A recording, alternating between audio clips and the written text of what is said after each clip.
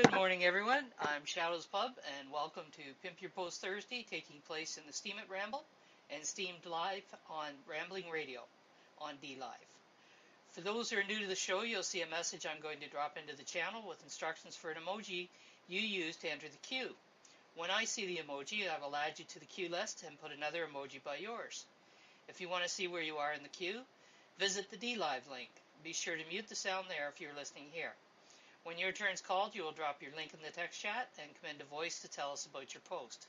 If you're unable to use voice, then you must have text ready to copy-paste into the text channel when you drop your link. And there we go, the formalities out of the way. How's everyone this morning? Good. Good. Pretty groovy. Any word on our expectant mother there, Artemis? Nope, not yet. Soon, but not today. Or, well, not so far. Yeah. She's had a go-over, hasn't she? Yeah, she really has. What's this, a week now? A week of on and off labor. Yeah. And it's good to see Main Event joining us today. And John Bett, haven't seen you in a while. Desmond, haven't seen you in a while. And there's Evening Art. So, who's dropping the icon in? This is different. Nobody's dropped one in yet. There we go. I don't see Snook in yet. She must not be out of bed yet.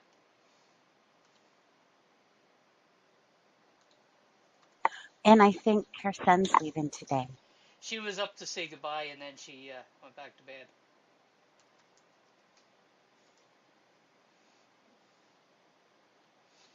She just about put me into shock when a post appeared this morning at 9 o'clock and I went, "You did what?" Wow, 9 a.m. Yeah, she fixed that in a hurry.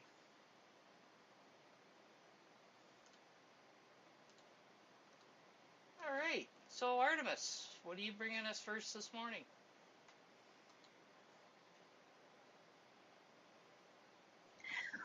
Well, last weekend I went downtown to meet my daughter and realized when my bus was rerouted that it was Pride weekend. So my daughter and I decided to head to the parade, and we were really glad we did. It was an amazing experience. So, did you manage to embarrass your daughter? Well, I believe I did. I kind of got caught up in the making noise and going around talking to people and just having fun, but I don't think she was really embarrassed. Nah, she grinded your gears on you. And even if she was, it's payback for what she did when she was a kid, right? Artemis isn't commenting. I'm sorry, I missed that. I said even if she was actually embarrassed, it's payback for when she was a kid. I believe so. I mean, everybody has to have payback. She doesn't get mad, she gets even. She's her mama's girl. Yep. Hey, Damien. And Mo Lovely's with us this morning. Good to see you, Mo. Okay, thanks, Artemis. Desmond, you're up.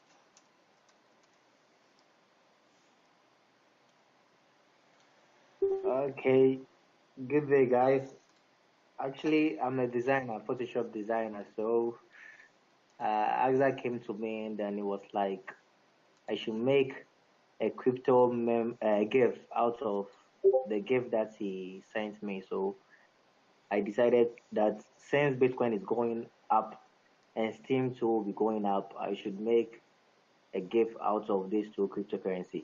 But this is a hungry games which requires four members in playing. But this one I just used two cryptocurrencies to design it.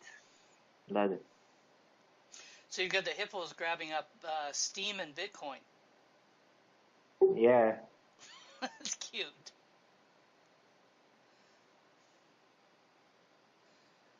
Somebody will be making an actual game doing that. Thank you, Desmond. Thank you. Muxie. Oh, me already? Yeah. Okie doke. When was it? 3 days ago, I announced the latest art prompt writing contest for the Writer's Block. Let me just drop it in here. Okay.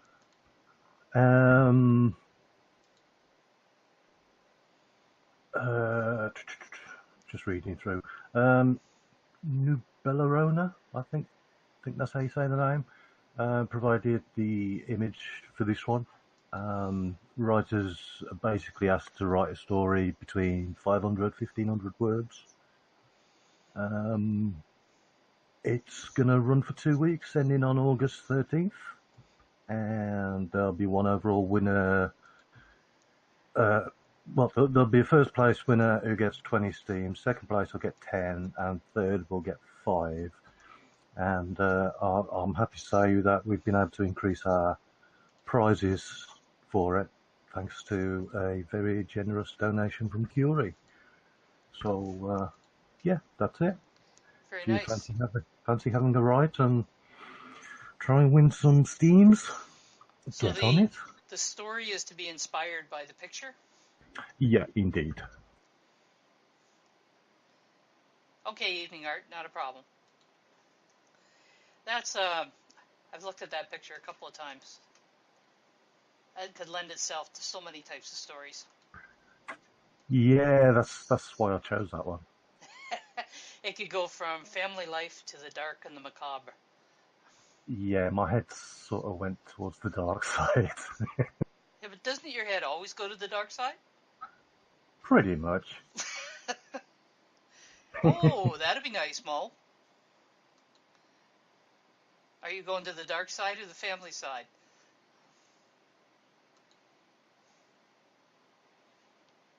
Dark side. Nice. She's with you, Muxie. Embrace your dark side. And Yidneth is looking at the middle, a family dark side story. Aren't most family stories dark? All right. Thanks, Box. Thank you. And Sarge, you're up next. Okay, dokie, I gotta get the link real quick. Okay. We'll give him a moment there to find the link.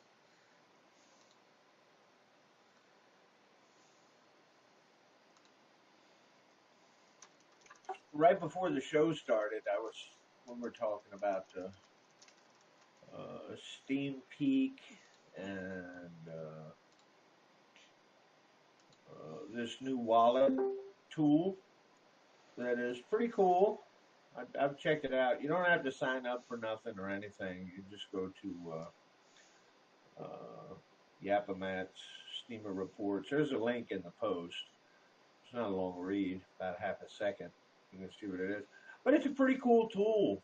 And so hats off to Fierce and Yabat, I can't pronounce that. Yabat Matt.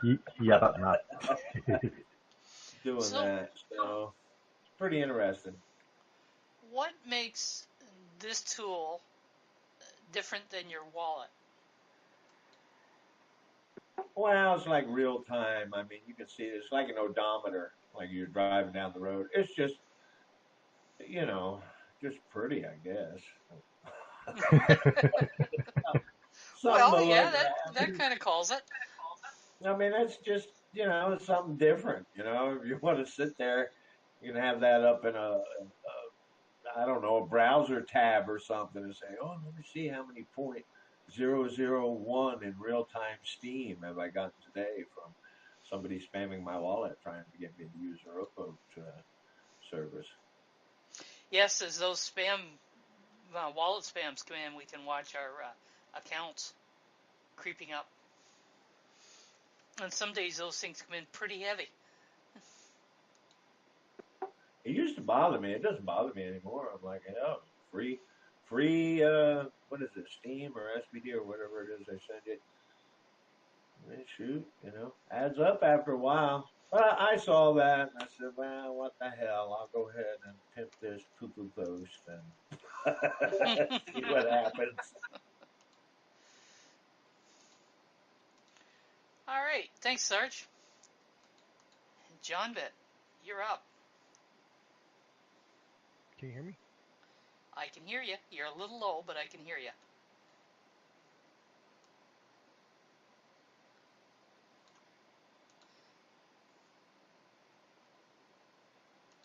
Okay. There we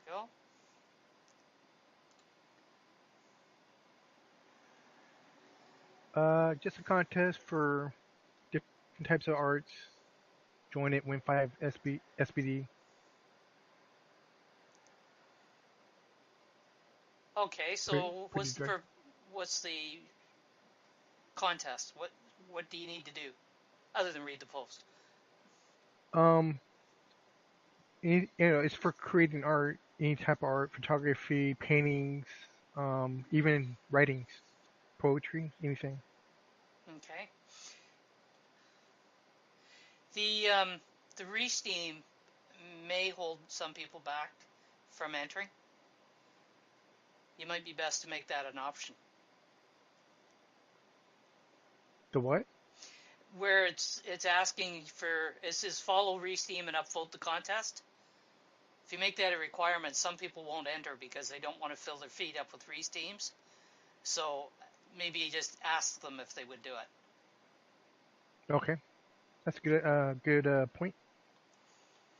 That looks like an interesting contest. Very nice.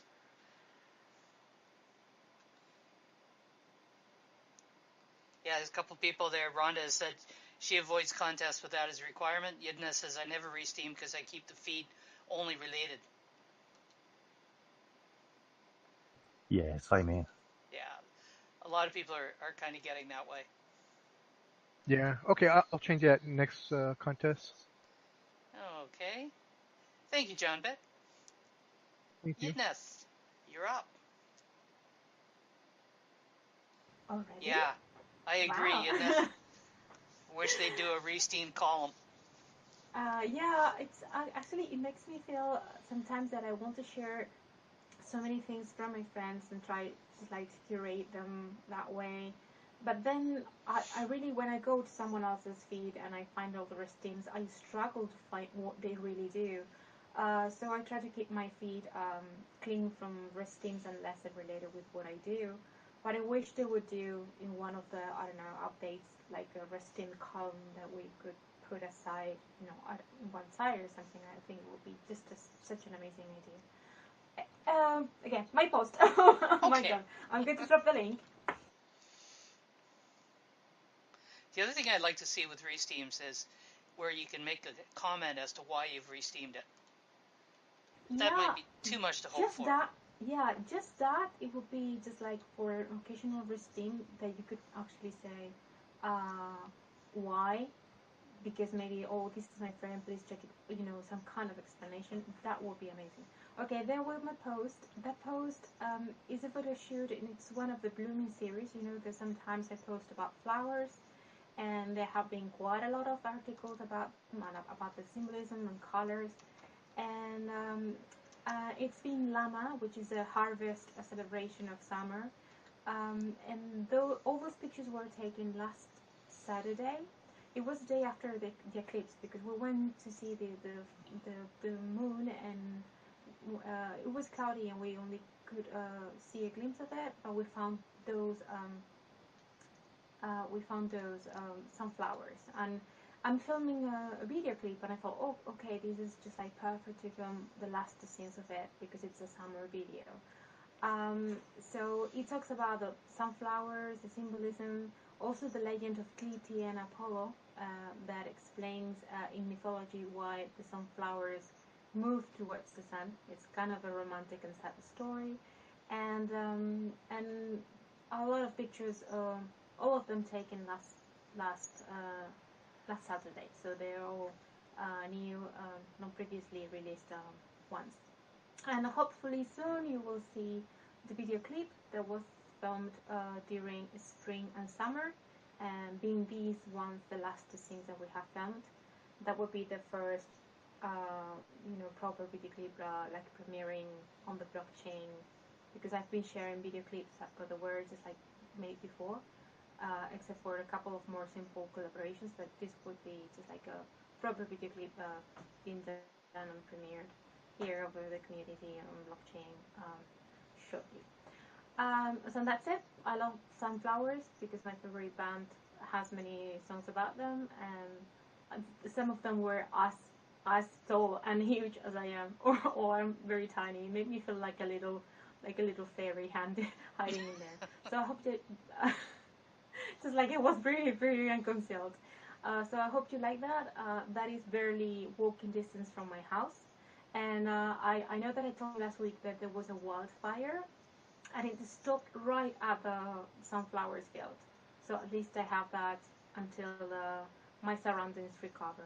I mean, it was really lucky that that part remained untouched. You just never know, do you? I love that comment. I went to see the moon but found 1,000 fallen suns. That's cute. Thank you. And I kind of glimpsed some part of the moon eclipse. The only a little bit crappy picture that is there about the moon, that it was all I could glimpse there.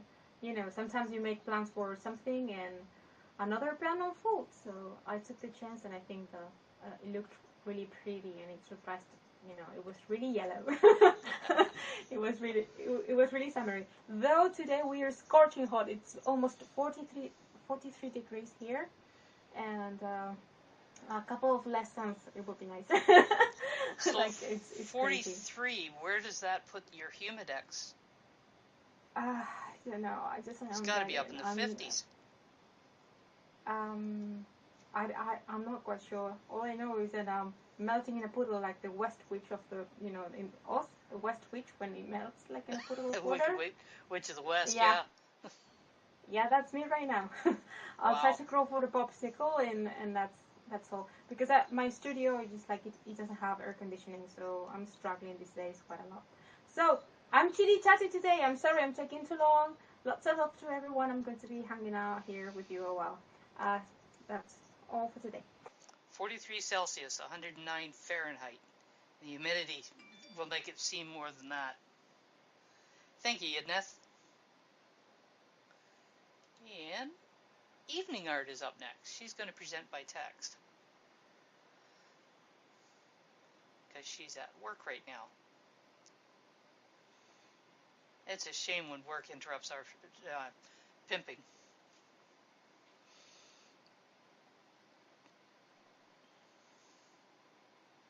I see her writing there, so it says it won't let her paste.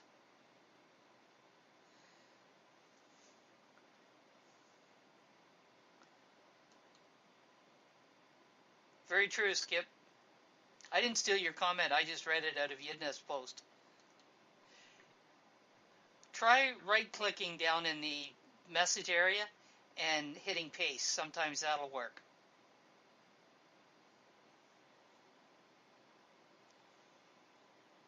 That's frustrating. Okay.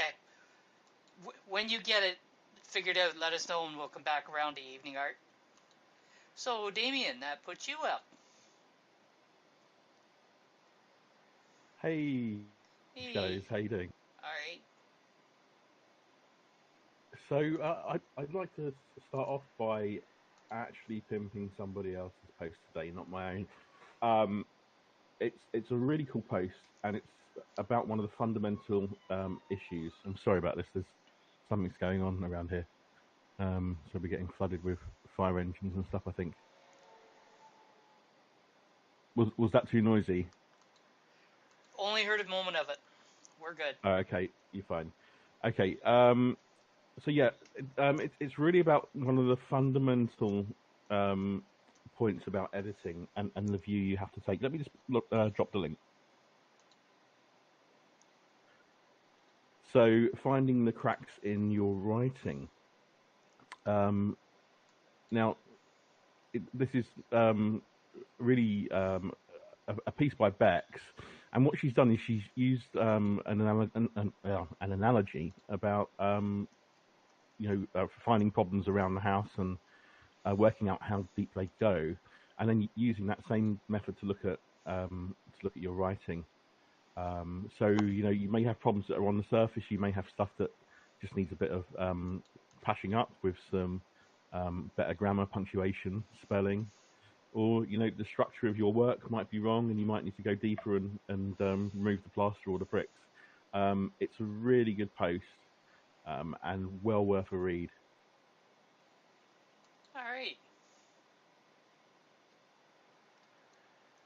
Yes, I didn't envy anybody the job of going through those mortar, getting rid of the crud. Yeah, I mean, I guess this is why I became a writer and not a builder, even though Bex has shown me I'm essentially doing the same thing. But yeah, I'll stick to the writing tags. But really, it's a good way because if the thing you built is sort of you kind of need to know where the thing you built has gone wrong. It might just be the surface, it might just be some subtle changes. You might have to dig back to the walls, or the foundations of what you created might be totally rotten. And in that case, really just trying to fill in the cracks, as it were, when the whole thing's bad. It's not going to work. It's not going to do you any favors. So, she's right in what she says. If you have to look down as far as you need to see where the issues are. For sure. Okay. Thank you, Damien. Thank you, Shadows. Rhonda, you're up.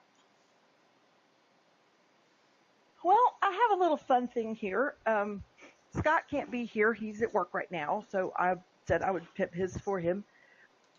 The fact that my husband is on Steemit writing and posting is like nothing short of a miracle. So anyway, I'm going to show him all the love we can with with his posts. He started a thing where he's watching movies and reviewing them, and I think he's doing a good job. He wants to keep the reviews very short, very readable, and then I'm coming behind him on some of them and doing like a reciprocal review. And I'm going to do one of this too, but it's a series. And so I had decided not to watch it. I didn't think it was my thing until I read his review. And for me, that's the hallmark of good writing, whether it's artistic writing or not. If you can compel someone to act with your words, then you've accomplished your goal. And he compelled me to watch the series. So I'm just about halfway through the series, and I'm going to review it as well. But it is a very good series. It's very well done. Peter Coyote narrates it, and he said in the review that he wishes that history teachers would show this to their students. But I don't know how Vietnam veterans feel about it. I don't know if it's exact, but it seems to be very on point.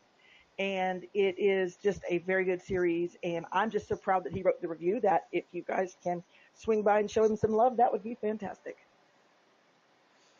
And love can be in comments as well as voting. Exactly. That feedback is important, and that's the same on all the posts that get presented at PYPT. And Skip says, Sarge, I really appreciate you making a doc of all the posts. Gives me time to take a look at all that was posted and don't always have the time right away to check them out. Keep up the great work and thank you. And I think we all agree with that, Sarge. Thank you, Rhonda. And Fracas Grimm, you're up.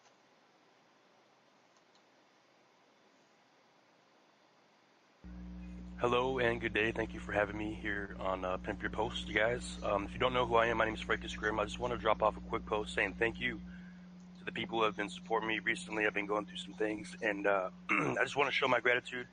And here's the post.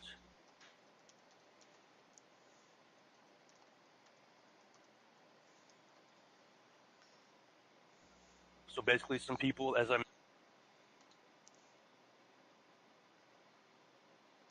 You cut off there.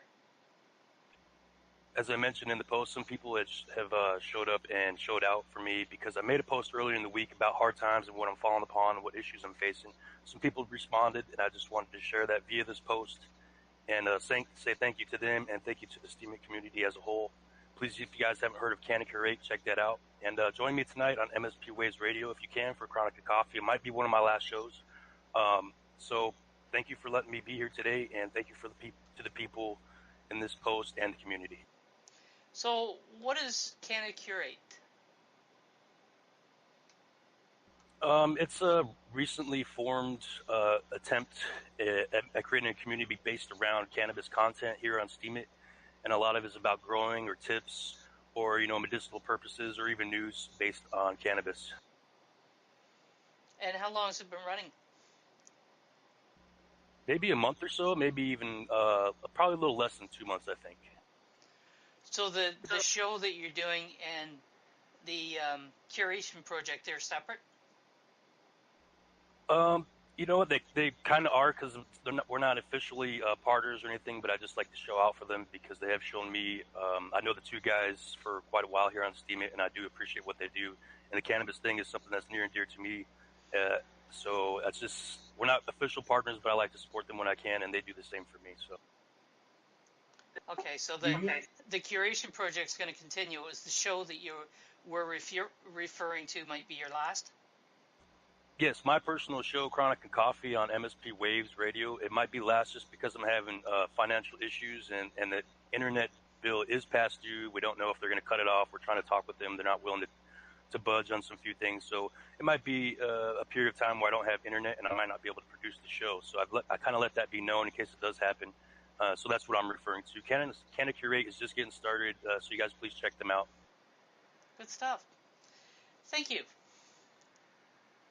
Thank you. Respect. Please join me tonight. And, well, don't forget there's a second show here tonight, so there may or may not be opportunity. Kitty Girls just commented that you have earned your PYPT attendee role as first-time presenter, Fracas. Tiny, you're up. Me? Yeah, unless there's two Tinies in the room. Two Tinies. Well, I wouldn't want to burden you with that. Let me get my link. That'd be a little like being two of me.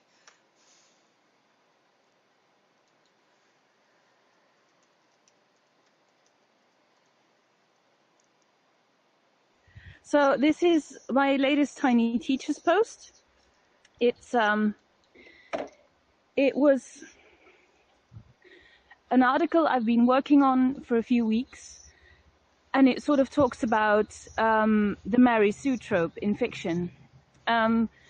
Because you hear about Mary Sues all the time, but the definitions seem to vary. And so I had a bit of a look at the origins of the Mary Sue. I included a link to the original Mary Sue article or story that gave birth to the name, and it's hilarious. You should definitely check that out. But it was interesting because the term has really evolved a lot. And I don't think it's a very clear-cut thing, and I think we all need to look at it and just be critical about every character we create. But it was a lot of fun to work on. It was a lot of fun to research for. It's funny how things come up in waves. I just got through discussing that over in the block, and then your article come out. Interesting timing. Gives me that much more information about it. Thank you. Thank you. And Resonal Vibes, and I hope I pronounced that correctly. You are up.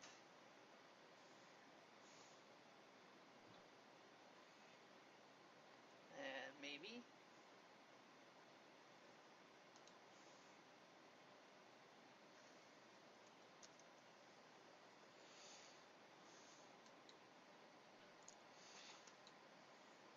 There you are. No, we can't hear you. I haven't seen you light up there. Are you on push to talk?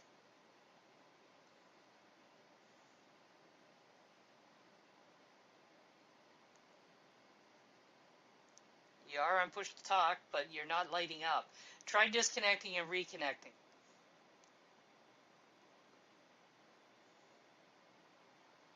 Okay, he's disconnected, reconnected. Try again. Not seeing you light up yet.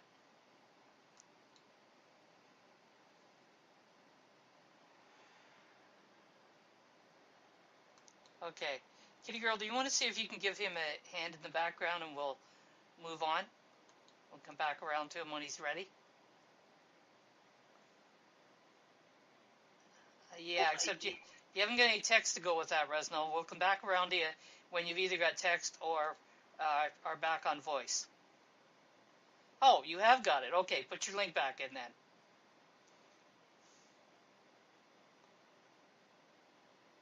Go ahead and put your link back in. Okay, so I'm Resno Vibes. I'm from Bangladesh. I'm happy to be here. You've noticed there are hacking and phishing attempt on Steemit. I made this post to spread awareness. By the way, I'm not a programmer or expert in coding. I wrote this post from a user's perspective. Hackers use different techniques just to get access to your account. They might give you lucrative offers such as giving a free upvote or Steam. They might comment like someone impersonates you or copy your article, and they give you a link to click. When you click the link, it will redirect you to the phishing site. It looks the same, but you check out the URL carefully, you see this is not the same. You will see it says to sign in. The moment you sign in, hackers get your password, then you lose access to your account. I give some suggestion that you can follow to secure your Steemit account. And if memory serves me correctly, I put this in the Steemit Ramble this week because it was a very well written post, very well laid out. Thank you, Resno. And good on you having the backup ready with the text. Okay, and I think this is also Resno's first time presenting, so he's earned his PYPT attendee role.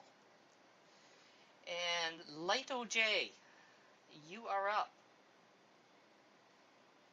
Yep, and your text just changed. Light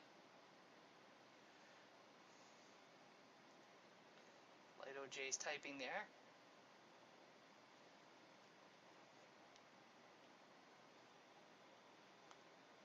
Hello, Light. Do you have a link, and are you ready to come? Actually, I should ask, are you ready to come on voice? And then do you have a link? Okay, you're muted there, so can you unmute and come on and tell us about your post?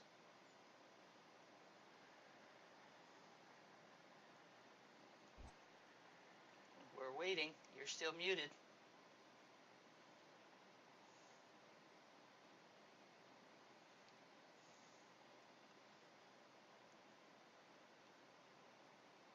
I'm not seeing any activity there.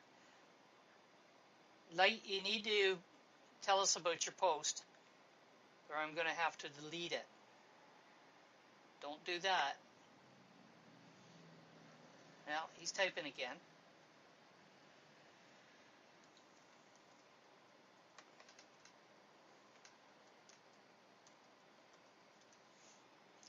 Push to talk is having issues. Do you have any text ready?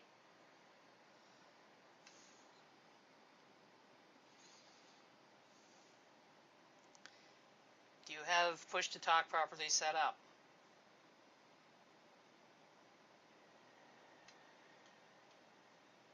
Okay. Skip, you're up.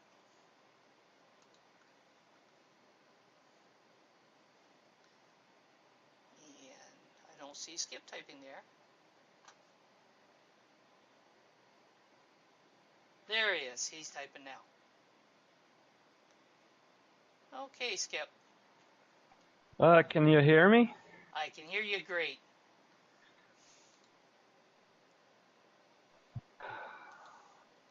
Okay, I wrote this post about 5 days ago. It's actually just about the differences between online and offline relationships.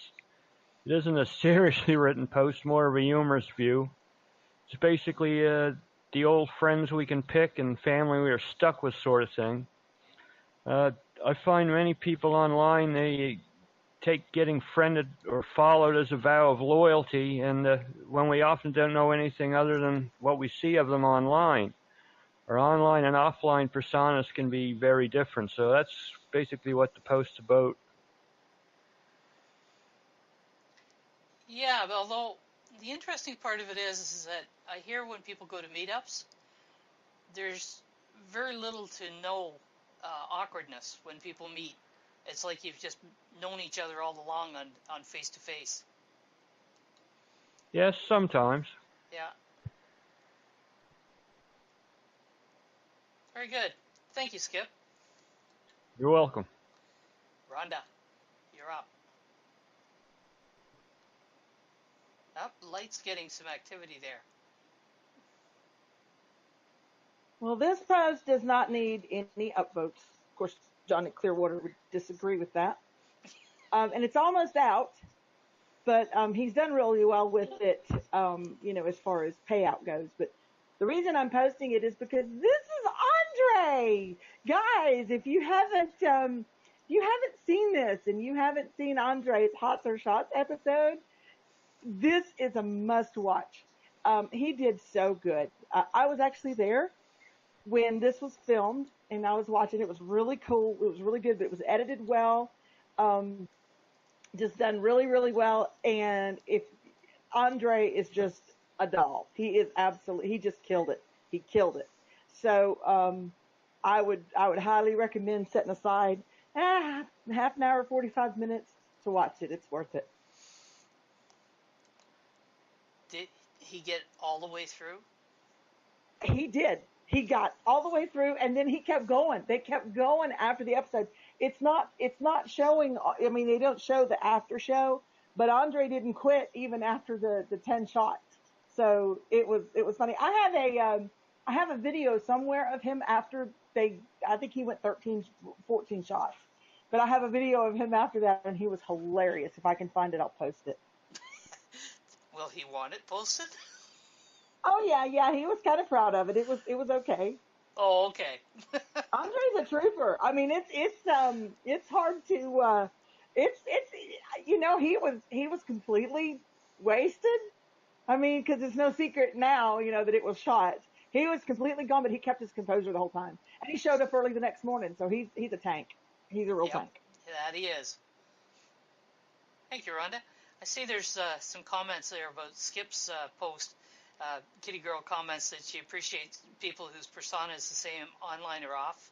She tries to be genuine all the time, regardless of where she is. Yidna says, I met some friends who were amazingly as I imagined it, in the good way, though. And Muxie comments, Tennessee meetup with people I've discorded with for over 12 months was awesome. And Skip says, I've talked to a few online friends, which was great, and then here at PYPT we get to hear online friends, which is great too. It's kind of hard to hide a whole lot of yourself when you're on voice. True that. A lot of it comes through. All right. Thank you, Rhonda, and thank you, Skip. And Light OJ, I saw your light flash on there. Is your push to talk working now? And maybe it was only a momentary flicker.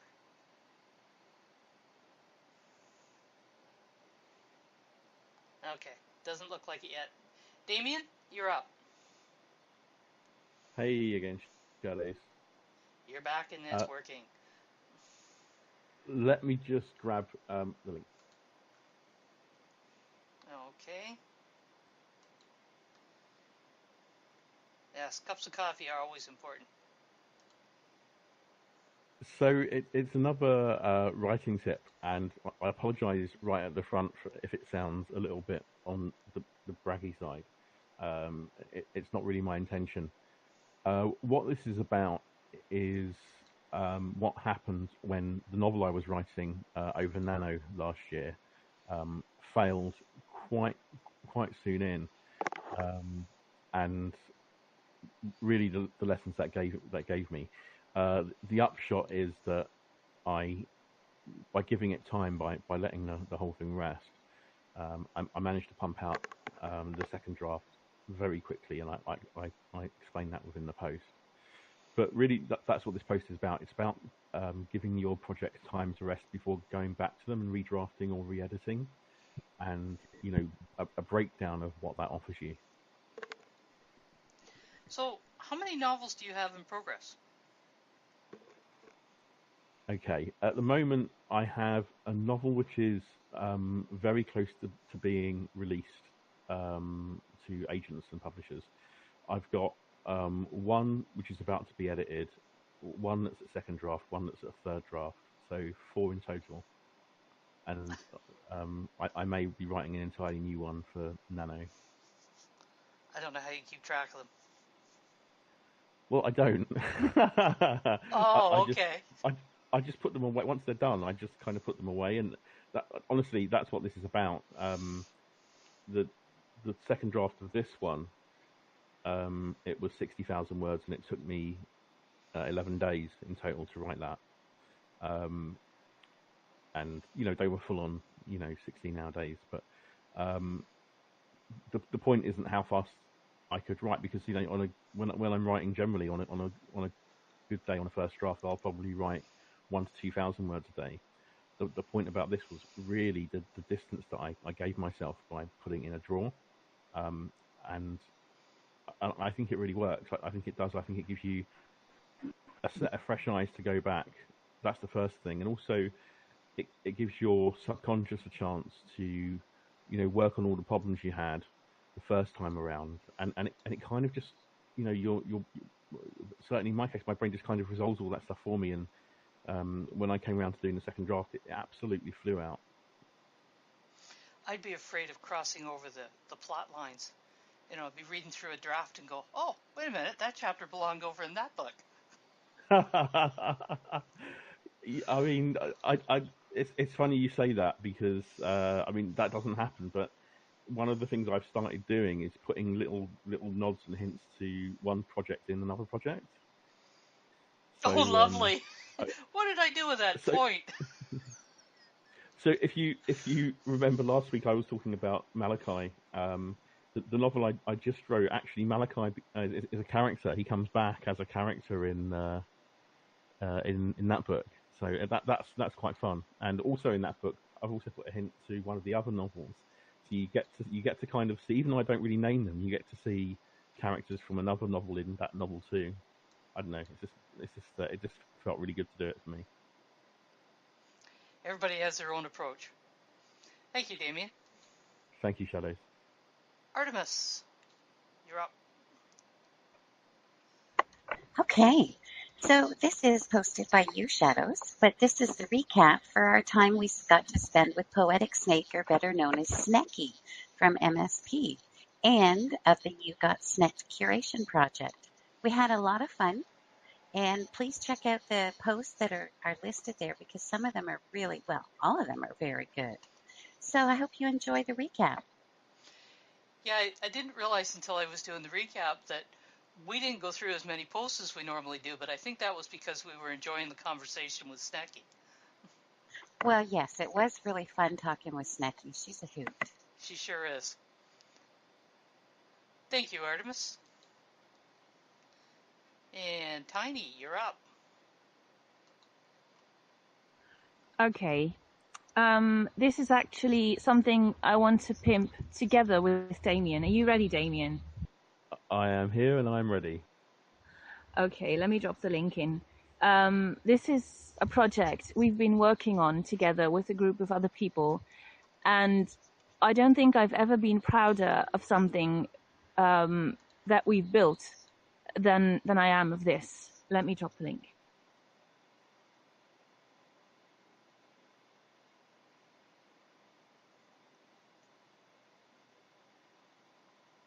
Woohoo! There it is.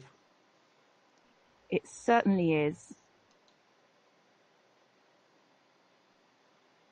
So as we're double teaming, I'll go next.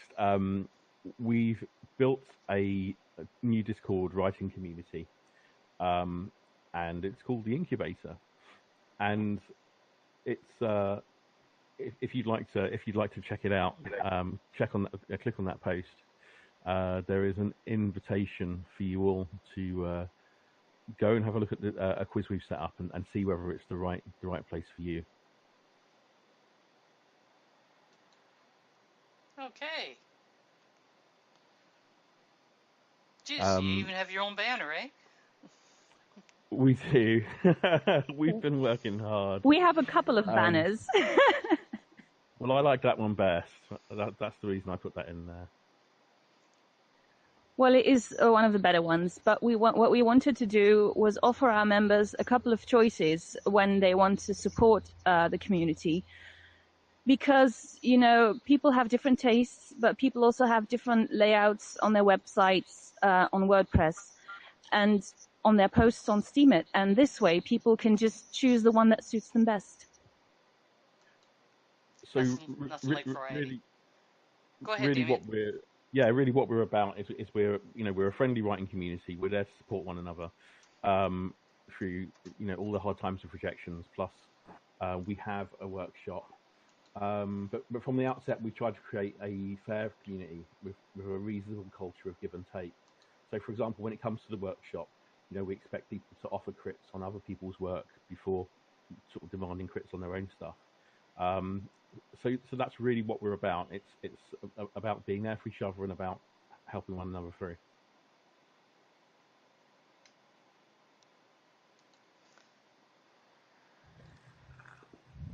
Kitty Girl's got a question there. How is Incubator different from the Writer's Block? I'm not too sure. Muxie defined it in one of his recent posts as being a sort of an editing one-stop shop for people to come and get their stuff worked. I mean, that's not what we're doing now. We're really about, having having a fair community where you're expected to give as well as take. So that's probably different. I know that the Writer's Block is now concentrating on training people to be editors. Again, that's not something we're doing. Not just editors. They're doing editors and writing workshops. I think that it's kind of maybe not a good thing to try to differentiate the two groups. Each group has something to offer writers. Yeah, sure. No, I absolutely agree. And as I've said before, editing is an essential part of being a writer. But we're definitely about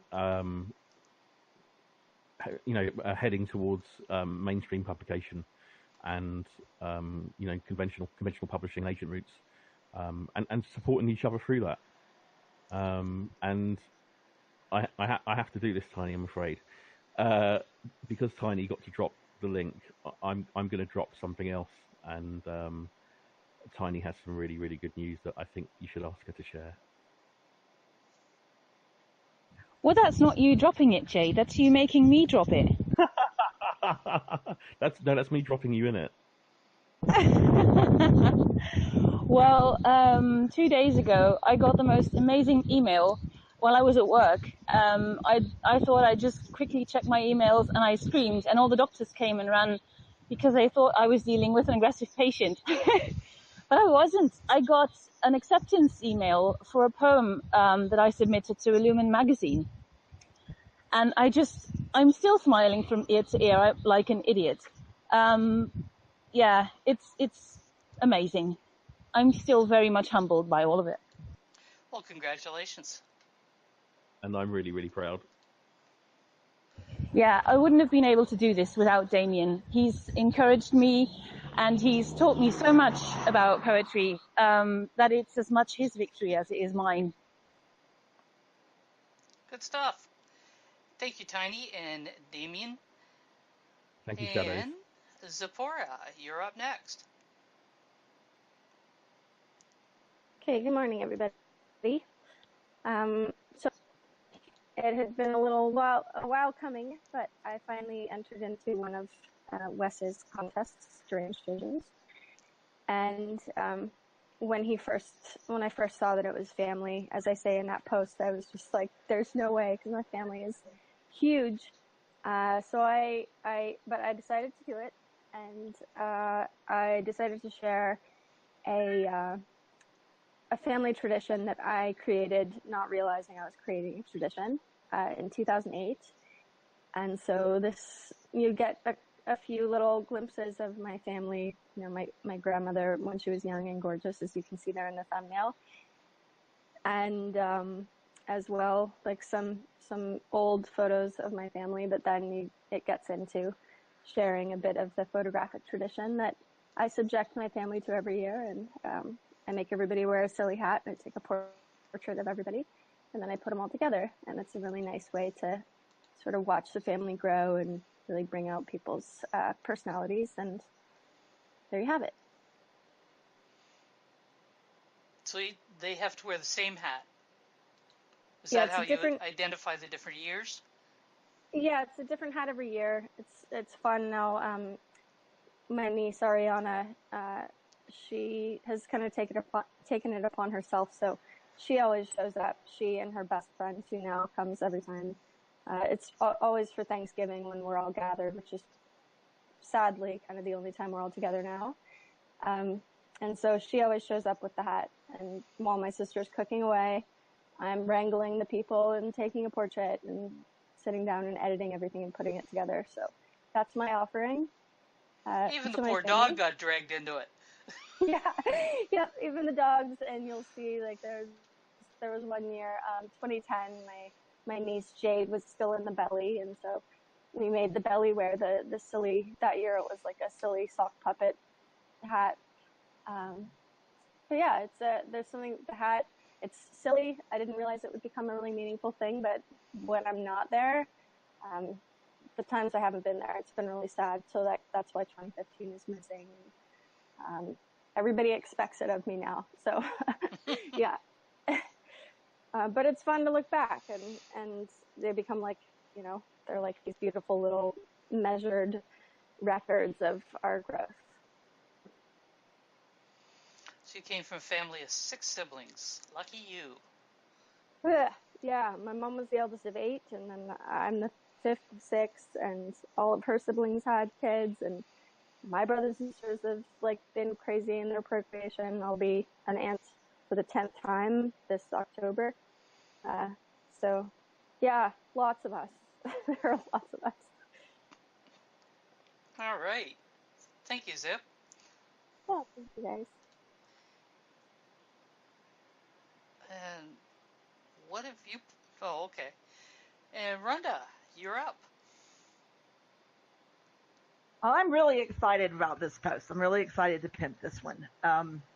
We haven't done a contest at the Writer's Block in a while. We've been buried under the queue system that we had. And now that we've sort of extricated ourselves from that and gone back to a workshop format, this frees us up to do these contests that are just wonderful. And add to that the fact that Curie has been so generous to give us this big, cash pool for prizes.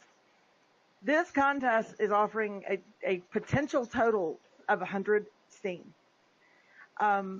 We have 25 steam for the first place, 15 steam for second place, 10 steam for third place. And if we get any real standout entries in this, entries that may interest Steamhouse acquisition editors, that person is going to get 50 steam. So anyway, it's not that 50 steam is not a guaranteed prize. We're not promising to give that out. That is, if we get that, but it's going to open. In fact, it opened with this post. It's going to run for 2 weeks. I think it's August 16th that it's going to, is going to be the deadline. And what's interesting about this is we're looking for chapters. We're looking for first chapters. We're not necessarily looking for short stories. We're not looking for short stories. We want to see if the writer can master the language, if the writer can master the hook, if they have, what kind of story they're going to bring, and if they're able to bring all that together into a cohesive first chapter. So we sure hope that that's going to get some mileage out on Steemit and wake up some people who may have, a manuscript sitting around or whatever. It doesn't have to be a Steemit post. It can be a Steemit post or a Google Doc set to everyone can view. We don't want people go in there and editing and commenting. We want it set to can view only, but that a Google Doc link in case that person does not want to publish on Steemit. So this is the launch, and if you know writers who have books that they're noodling around with or whatever, tell them about it, because we would sure like to see what they have. So it's just the first chapter they have to put in a Google Doc and then put it in the comments of that post? Yep, exactly. They'll drop it in the comments of the post, and they have to tell what genre it is. They should, if you're writing a book, you'll know what genre it is. So, Right. just say what genre and then drop the link. The only genres that we're not really going to take are erotica or anything that has to be NSFW. Okay. And then, what about children's? Oh yeah, we'll look at anything. We don't. I think we're. I'm not sure if any of us have a lot of experience with children's books, but quality is quality, and you know it when you see it. So it's absolutely okay to do that. Okay. So, I had another question, but I forgot it. But Muxie has commented that if you're uncomfortable publicly sharing your link to your writing, you can send it by DM to one of us at the block. So you're looking for a totally edited, just first chapter, or a totally edited book? That was my other question. No, just the first chapter. And in the post, I mentioned that it can be the first chapter of a completed manuscript or something that somebody just sits down to write just for this contest. Because we're not necessarily looking for the manuscript. We're just wanting to see what writers we have out there who can do a cohesive first chapter. It's got the hook and it's got all of the things that a first chapter needs. And if somebody writes a first chapter specifically for this contest and wins, I would certainly hope they finish the manuscript. But it doesn't have to be completed now. Cool. Thank you. So the Hive suggests that it could be war fiction, drama, thriller, or snook genre. Yeah, exactly. Yeah. Is that an official genre? Apparently it is now. Right up there with Snook Made Me Do It. And the newest one, Snook Made Me Realize.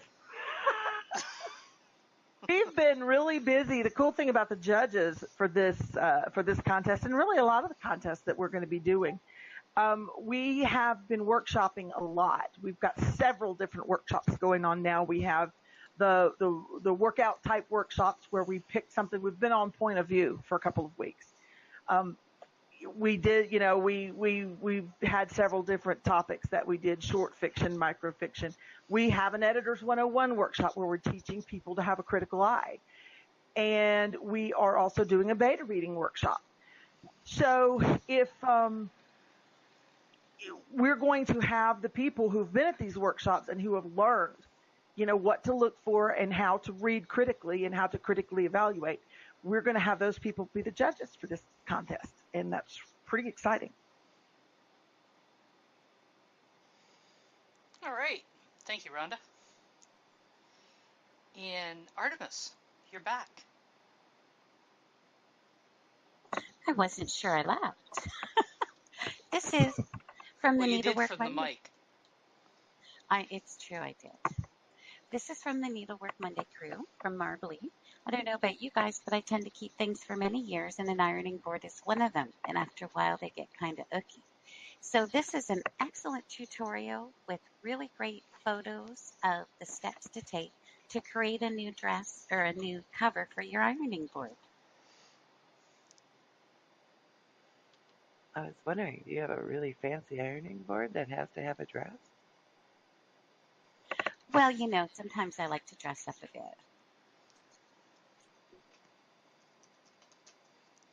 What? Your ironing board too? No, that was just kind of stupid. Sorry. As I remember, you actually do have an ironing board that's been around for a while. Does your ironing board cross-dress, though? Well, I've been thinking about throwing it over the balcony. It's so old that it has a wooden frame, so it can cross-dress with somebody else. I'm hoping to give it a new home. Yeah, it's been around a day or two. That's a really nice tutorial, though. It is. I mean, really simple. Yeah, she does show how simple it is. It's amazing.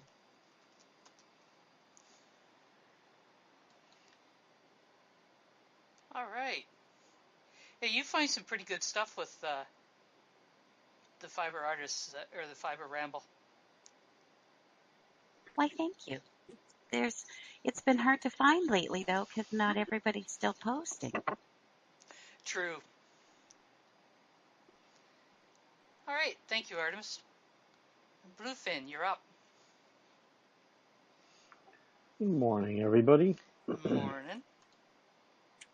So this is a post I did on vehicle photography. Not every vehicle is easily identifiable. I couldn't figure out the brand name of this one. It was a little harder than some of my other cars and trucks I've photoed. So I thought I'd toss that out there. Looks a little grassy. What era do you think this vehicle's from? That's a tough one to tell. I think it's definitely early than the 60s and 50s era cars. Yeah, you may be right on that. Guessing by the stuff on the rest of that farm area that it's probably all actually mid-1800s, really. Although Artemis lives in an area where those things are actually still rolling around the countryside for day-to-day transportation. It's pretty amazing, and they still have the handmade wheels and everything. Cool. Very cool.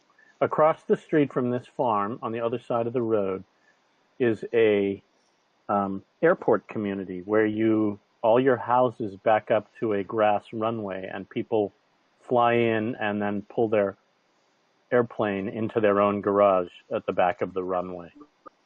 You could not get any more diametrically opposed than this across the street. Literally the old and the new. It is, yeah. Can you grab some photos of that? Those would be awesome photos. I can, but I need to be going fast through the gate at the front of the community. It'd be James Lumber's in action, wouldn't it? I don't know if you've ever seen any of James Lumber's paintings, Bluefin. One of his specialties, he's a Canadian. He's currently up in the North Bay area, but he used to be in this area. And he will paint what looks like a modern airport, and then he'll ghost in images of what might have been there before over top of it. It makes an amazing effect.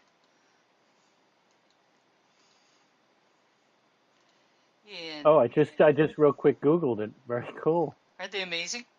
Yeah. Very cool. Yeah, apparently he's up in North Bay now. He's now a man in his 80s. But he used to be down in this area. It says Georgian Bay. Yeah, or Georgian Bay. That's a bay. And Artemis Dynamic Green has commented that he really appreciates your curation. It brings a certain element of nostalgia to his day for when he goes to craft fairs and Shakespeare festivals. And Bluefin Mo Lovely wonders if maybe that is from the Oregon Trail and if the former owners died of dysentery. Thanks, Mo. Anything's possible. It certainly is. Thank you, Bluefin. Thanks for having us all. Always glad to have you. Dynamic Green, you're up. So, heads up, first off, there's going to be a lot of, this is going to be promoted by Dynamic Crypto pretty heavily.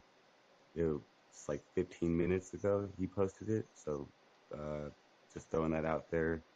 He has a miner that's more equipped to be a gaming machine, and he has aspirations to turn it into a server rack, and this post goes over those, I guess, dreams, if you will. And he's looking for a mentor. He's looking for someone that doesn't, there's a lot of people that view people, even in their Discord, as property. So he's looking for someone that isn't going to look at him as competition and will actually mentor him and help him out in an honest way.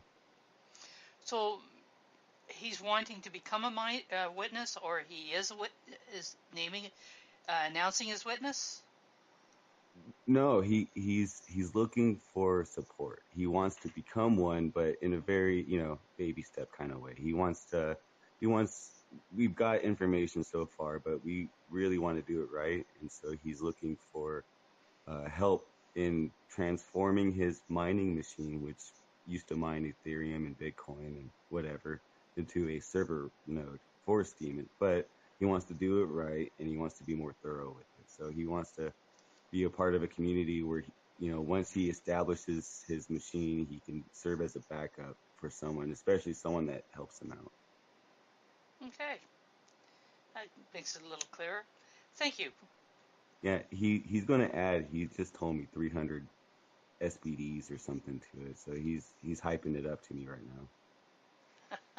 Okay. Thank you. And with that, I've been able to give you back your PYPT attendee role. You're back in the blue. Thank you, Dynamic. And Snook, you're up.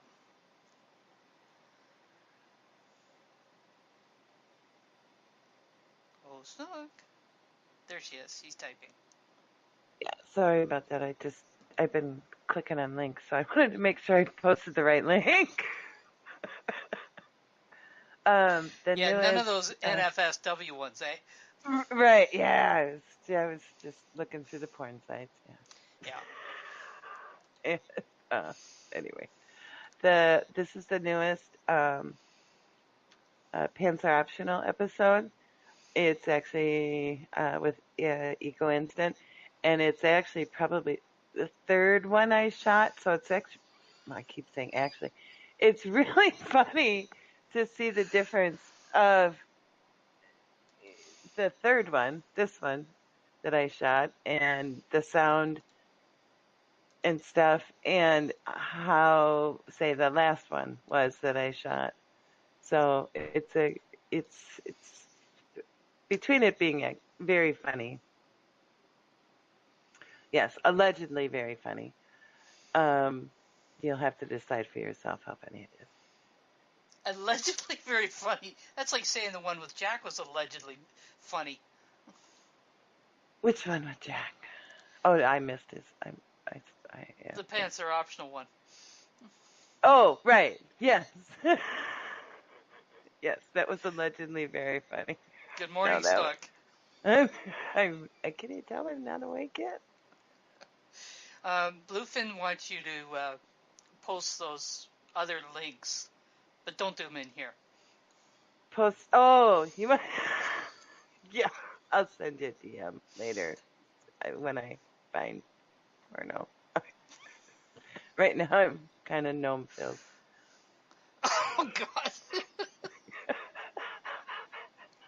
This room is gnomeless today, thank you very much. I posted one, but you ignored it. I did.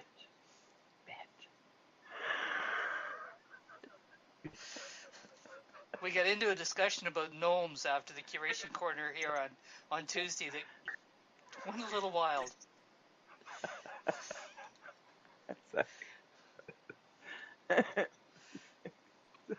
What do you have in your name? So, in the giveaway channel. Oh, so anyway. I didn't start this earlier, so I've just put it in for a 30-minute run. So, go and click the link, or the emoji. Anyways, you were going to say? I was going to say, before you rudely interrupted me. I know. I'm kidding. Take a gander at it. My daughter-in-law did my hair in there, so I really don't look anything like me at all. It's actually with my son, and it's pretty funny. I hate to mention it, but If it's you, it looks like you.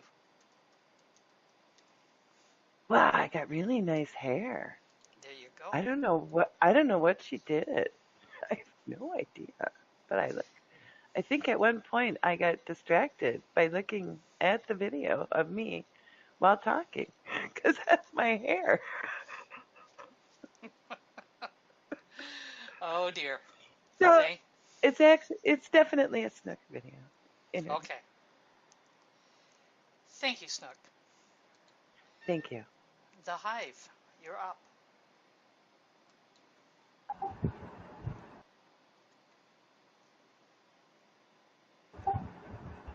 There he is. Howdy. Howdy. This is kind of a positivity post in that an alternative way to look at Steam while the price is so low and it doesn't offer value. If you look at Steam, it's pretty much the same as these games that people play, and you level up and then you have to do time and a half again to get where you're going, to level up again, and then time and a half again and you level up. Treating Steam on something like that can be a positive way to keep active within Steam, I think. And I just wrote a post about it.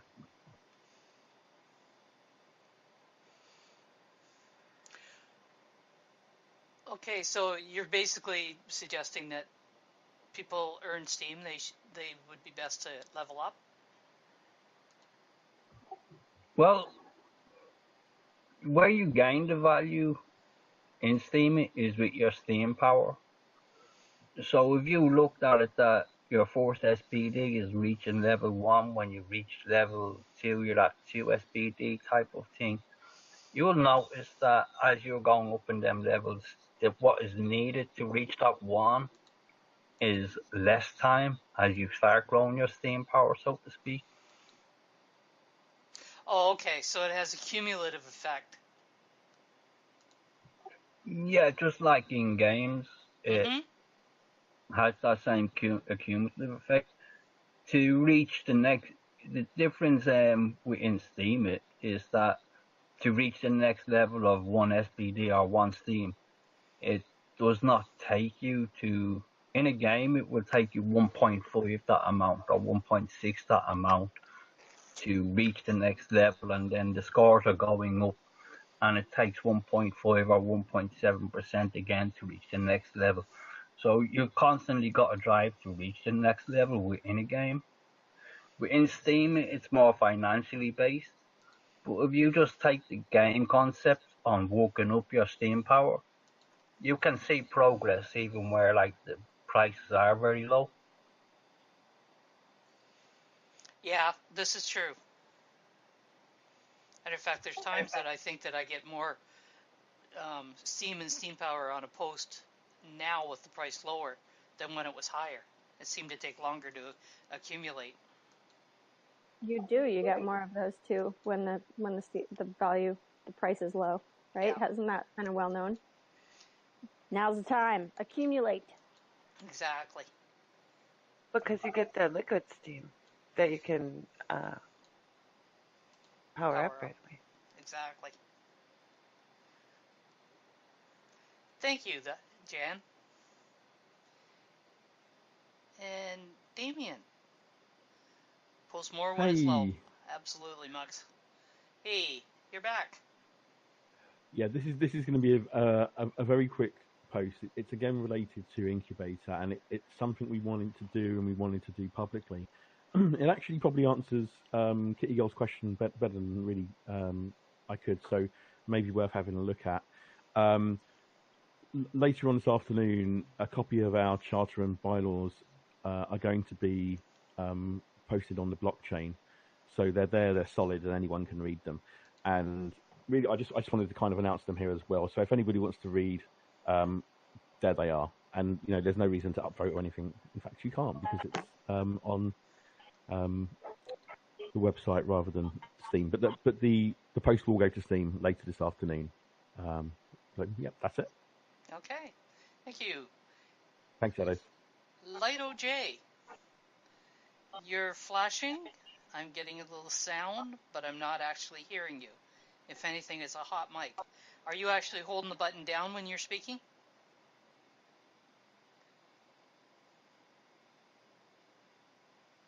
And if he was, he stopped holding it.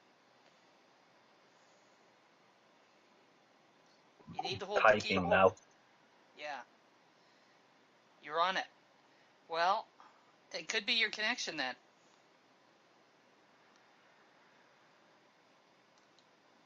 Because you're flashing, and little wee sounds are coming, but nothing that can be discerned. So I would suggest, Light OJ, if you type up a little bit of a description of your post, and then you can present in text. So you go ahead and type that up, and then come back and do copy paste. Okay, Snook, you're back.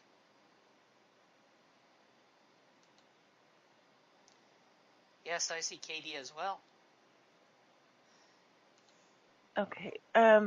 Me and Artemis have been doing a late night. Late night. I don't know if I call it a talk show, but I'd call it late night comedy. late night comedy is what it is. That's a good idea. That's good. And this is the outtakes of, and we do it on D Live, and it's live. And we've been getting like 25 people, up to 25 people each time we've done it, watching us. The last one we did 2 nights ago, which was number 3, but these are the outtakes of number 2. So you can get a little idea of what we've been doing. It does have adult language in it, and which is why we do it late at night in northern. Well, in yeah, the Americas, whatever the the continent thing, North America, that one. Jack says it's a killer, and he cracks up every time. Yeah, You are hilarious. I love you so much. Actually, I've heard some of them, and I know Artemis is a little bit of nepotism here, but I would rather listen to that than Stephen Colbert. Stephen would like to know where you post the links so you can look out for them. Stephen if you follow Snook on D Live, you'll actually get notice when she goes live.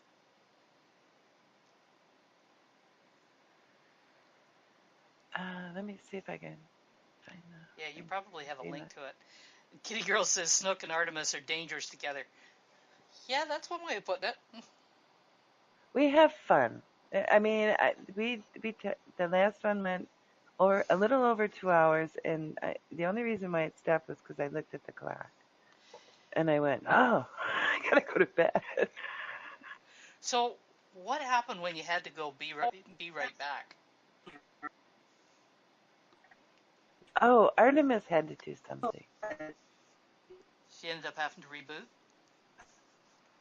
Yeah, we were having problems with her computer, getting her avatars to work, it took like 40 minutes before we even started to get it so we could get one of hers to work. So I don't know, but everything's been having a lot of updates, and we had not been on it lately, neither one of us. So I think that was all part of the problem. That could be. Yeah, so there is a bit. So I quickly made a be right back, because otherwise I was just sitting there like, doing nothing. And it was black on this side, literally black screen. Now you should have seen be right back. It came up after a bit. It was be right back, the toilet one.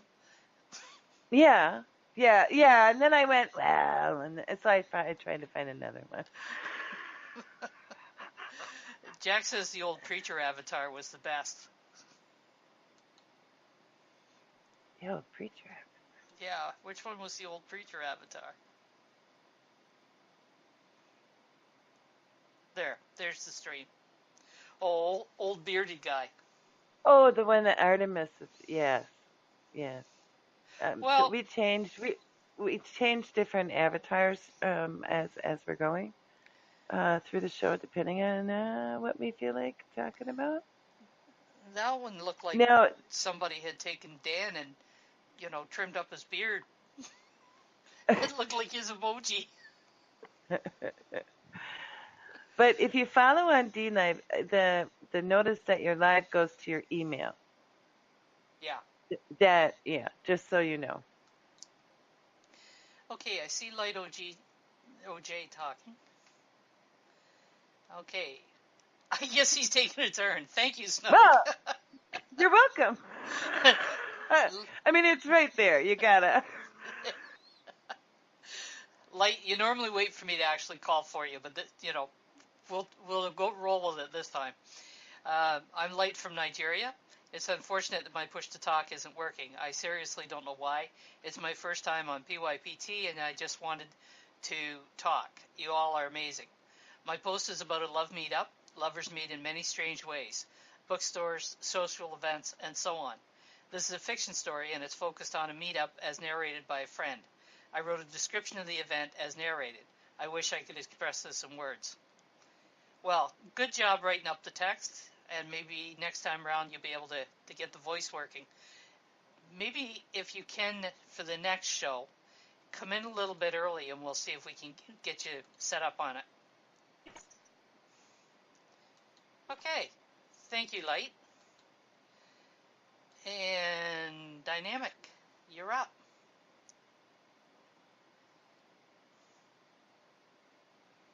I think we lost Dynamic. No, he's there. There he is. So, this is a curation post from Freedom Tribe. It's a curation project spearheaded by Richard Creel over at the Steam Experience. Others may know him as the Dodge Mahal guy with Lindsay Lambs. And it's a great project that I'm involved in ways, and I really appreciate it and what he's doing. And I'm a fast mover, and I think too fast, especially as I'm getting healthier. So me and him working together is really beneficial for me and this curation project because, I don't know. I'm going too far. I'm rambling. But yeah, I just wanted to pick So what does this curation project focus on, or does it? It's focusing on stuff that really hippie stuff, but it's all about freedom. Like positivity is the underlying objective here. We're trying to highlight positive stuff in Freeman. Not Freeman, on Steemit, and we are going through the 5 tags: freedom, life, love, truth, and happiness. And we're just highlighting those tags and trying to just highlight positivity on the Steam blockchain. Zip says that this is the Steam at Ramble, even if you did ramble. Okay. Thank you, Dynamic.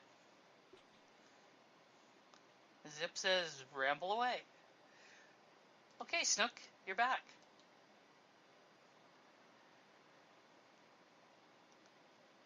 Oh, Jesus. All right. So this came out late last night. I had written a letter to Therapy Thursday because they don't get enough letters, which they should, because they're pretty funny. Actually, they're very funny. So in here, if you haven't seen the post that they're talking about, I would suggest you start there and then watch their answer. And then read like the top comment in their comment section.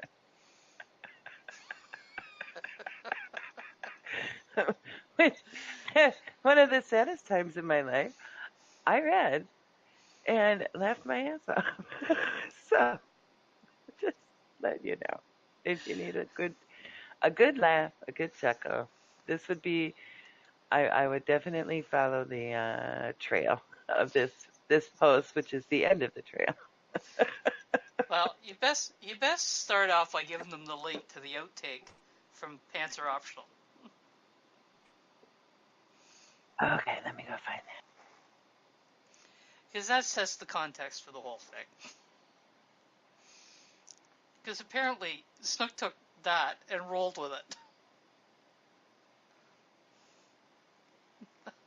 GoPro says I'm serious. Wait, no, I'm not.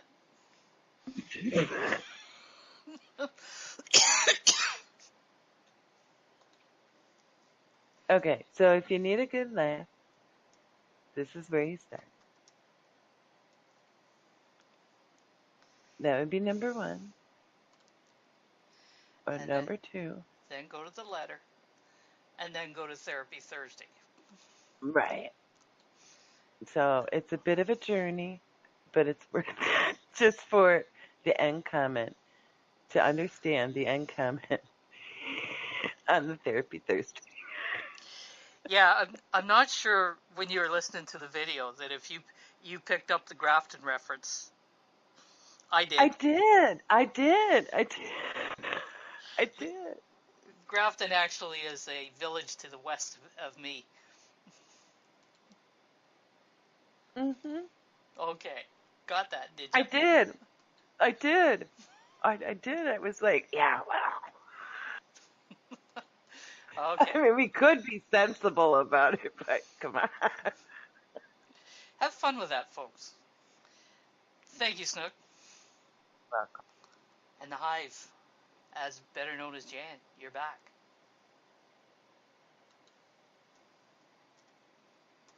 Well, thanks for having me back.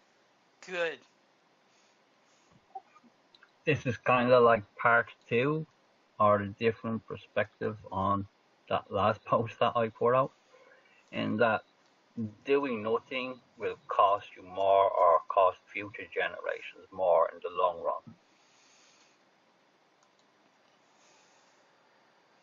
Doing nothing about what? Well, the changes people would like to see in the world, the corruption that's in the world, corporate corruption, political corruption, financial corruption, all of these things. And a lot of them come into the area of conspiracy theories. Now, conspiracy theories, if they're there or not, this system is designed this way, and that allows these things to work. And people need to come together if they want to see the changes, instead of shouting out all the time, this is wrong, that's wrong. Somebody should do something about this. Relying on somebody in power to do something about this is not going to work, because those are the people who are creating the situation or the systems that we live in. We have to come together as individual low people, not up in the hierarchy of finances, come together and pool our resources so that we can combat those who are making these decisions that have negative influence on the planet and the people who live here, animals too. All right. Yeah, we feel pretty It powerless doesn't sound sometimes. nothing like communism, Muxie. I mean, you can put an ism or an is onto anything and any system. Yeah, what's needed is an incorporation of all systems and not just one way. Gnomism. These gnomes are not going away. I hear what you're saying, Jan. Stephen Wood says, Gandhi said, paraphrasing probably, be the change you want to see in the world. Thank you, Jan. Yeah, where I am on that is that where we all want to see the change and be the change we want to see, is we have to come together to see the change. We all want little individual changes, but what changes are there that would make a difference? And there is none. So we have to come up with one, And that's basically what I'm trying to do. Got to start somewhere. Thank you, Jan. Katie, you're up. Okay, here it goes. Okay.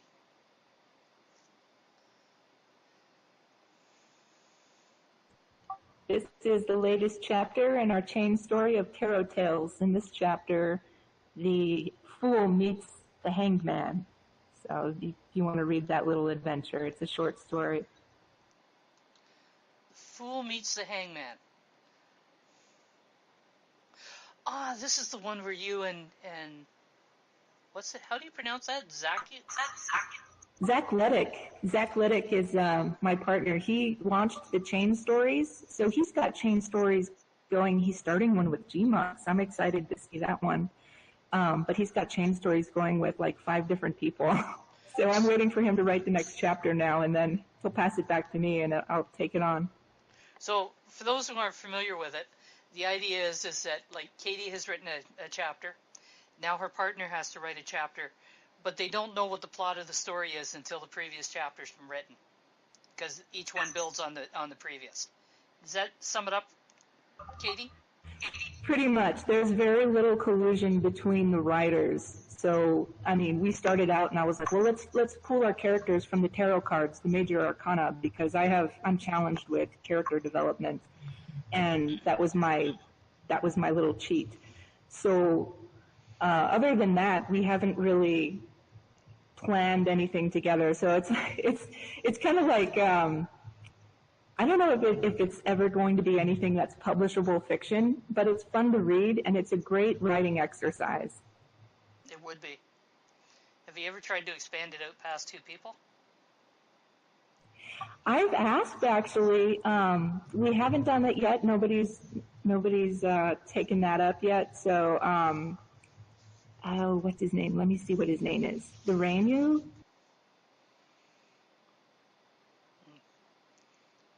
That one's interested? Fairview is another guy in Cape Cod. So him and Zach Lettick are both in Cape Cod, South Africa. And they're friends. And Fairview likes the way I write, so he's asked me to start a chain story with him. So we're going to start another one.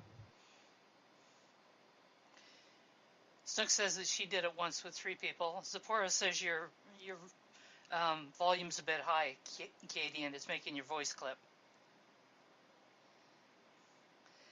Stephen Wood says, great exercise in writing that gets you out of the dreaded comfort zone. But I like being cozy. We're going to be watching this. So, Moxie and Zaki Ludic, you 2 are starting a story?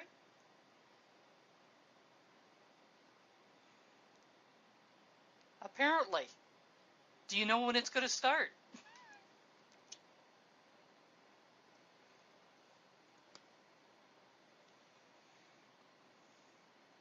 And he's writing a response there. And Jack says allegedly. How's my volume now? That's a little better. And Muxie says it started, but he needs to get his ass in gear. So we're going to be watching for that next Thursday at PYPT, or else this evening, whichever comes first.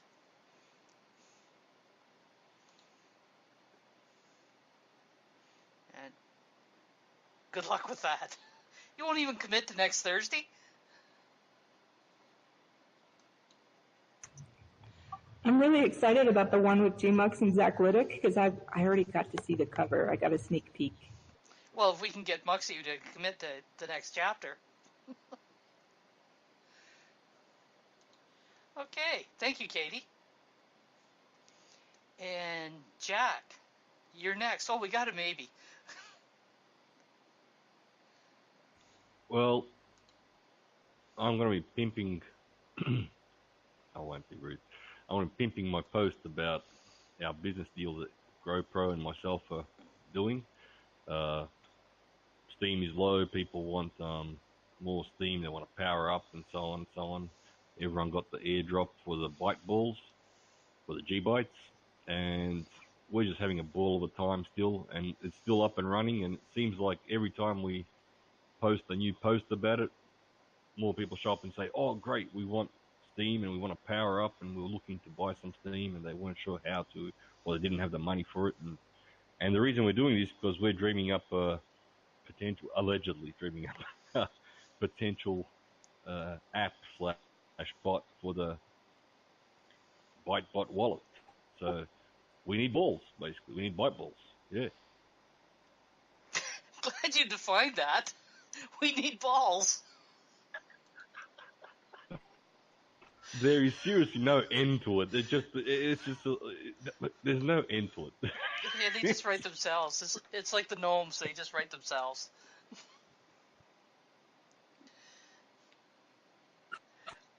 Thank you, Jack. And Dynamic Green. Up. GoPro is showing us how not to handle balls. This is a good thing. Dynamic Green, you're up.